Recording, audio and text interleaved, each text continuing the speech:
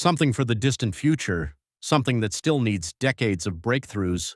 But the truth is much more surprising. Self-driving cars are actually much closer than most people think. Not because the technology suddenly got perfect, but because the definition of ready has quietly changed. And once you understand that shift, you realize we're already much further along than it seems. The first reason self-driving cars are closer than people think is simple. They already exist, not as prototypes, not in labs, but on real roads. Right now, there are autonomous vehicles operating in multiple cities around the world. They're picking up passengers, completing deliveries, and running daily routes. But here's the catch. They operate in controlled environments, specific zones, mapped areas, predictable conditions. This is important because most people imagine self-driving cars as something that can drive anywhere, anytime, under any condition. That's the hardest version of the problem. But companies aren't solving that first. They're solving smaller, easier versions and scaling from there. And that's what's accelerating progress. The second reason is how much the technology has improved. Modern self-driving systems aren't just using cameras. They combine multiple layers: LiDAR, radar, high-definition maps, and advanced AI models that can interpret complex environments in real time. These systems can detect pedestrians, predict movement, understand traffic patterns, and react faster than human drivers in many situations. And they're improving continuously. Every mile driven generates data. Every scenario encountered makes the system better. This creates a feedback loop. More usage leads to better performance. Better performance leads to more usage, and that cycle is speeding up development. Another key reason is the shift in where autonomy is being deployed. Instead of trying to replace every car on the road, companies are focusing on high-impact use cases first. Ride-hailing, delivery, logistics. These areas have clear economic incentives. If you remove the driver, costs drop significantly. Vehicles can operate longer hours. Efficiency increases. So businesses are pushing adoption in these areas first. And once those systems are widely used, the technology becomes more familiar to the public. Which leads to the next major factor: trust. One of the biggest barriers to self-driving cars isn't technology, it's perception. People need to trust that these systems are safe, and that trust builds through exposure. The more people see autonomous vehicles operating reliably, the more comfortable they become. This is already happening. What once felt futuristic now feels normal in certain places, and that psychological shift is critical, because adoption doesn't happen when technology is perfect. It happens when people are comfortable enough. Another reason self-driving cars are closer than expected is regulation. For a long time, laws slowed everything down. But now governments are starting to adapt. They're creating frameworks for testing, deployment, and operation. They're working with companies to define safety standards.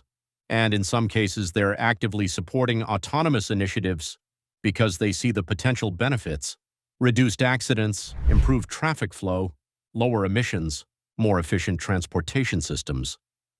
As regulations become clearer, deployment becomes easier, and that accelerates adoption. There's also an economic reality driving this forward. Transportation is a massive industry, and labor, specifically drivers, is a huge cost.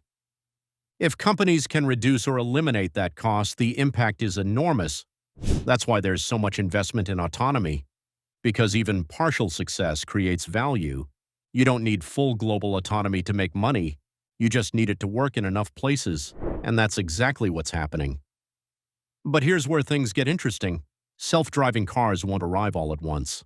They'll spread gradually, city by city, use case by use case. In some areas, they'll become common very quickly. In others, they'll take much longer. So instead of a single moment where everything changes, we'll see a patchwork. Some cities with widespread autonomy, others with limited adoption, and over time that patchwork expands. Another important factor is infrastructure. Self-driving cars perform better in environments designed for them. Clear road markings, predictable traffic patterns, digital mapping, in some cases dedicated lanes. As cities start to adapt, even slightly, it becomes easier for autonomous systems to operate. And that creates a reinforcing cycle. Better infrastructure leads to better performance. Better performance leads to more adoption. And more adoption justifies further investment. But perhaps the biggest reason self-driving cars are closer than people think is this. The goalposts have moved. The original vision was full autonomy everywhere, no steering wheels and no human intervention. But the industry has shifted to a more practical approach, partial autonomy, controlled environments, specific use cases, and that makes the problem much more solvable because you don't have to solve everything at once. You just have to solve enough to create value. And that's already happening. But it's important to be realistic. Self-driving cars aren't about to replace every human driver overnight. There are still challenges, edge cases, weather conditions, complex urban environments, human unpredictability. These are hard problems, and they'll take time to fully solve. But that doesn't mean progress is slow. In fact, it's accelerating, just in a different way than people expected. Instead of a sudden breakthrough, we're seeing steady expansion. More cities, more vehicles, more use cases, and over time, that adds up. So when people ask, how close are self-driving cars? The answer isn't a date, it's a perspective. If you're waiting for a world where every car drives itself everywhere, that's still years away. But if you look at what's already happening, driverless rides, autonomous deliveries, hands-free highways, then the future isn't far away at all. It's already starting, quietly, gradually, and much closer than most people realize.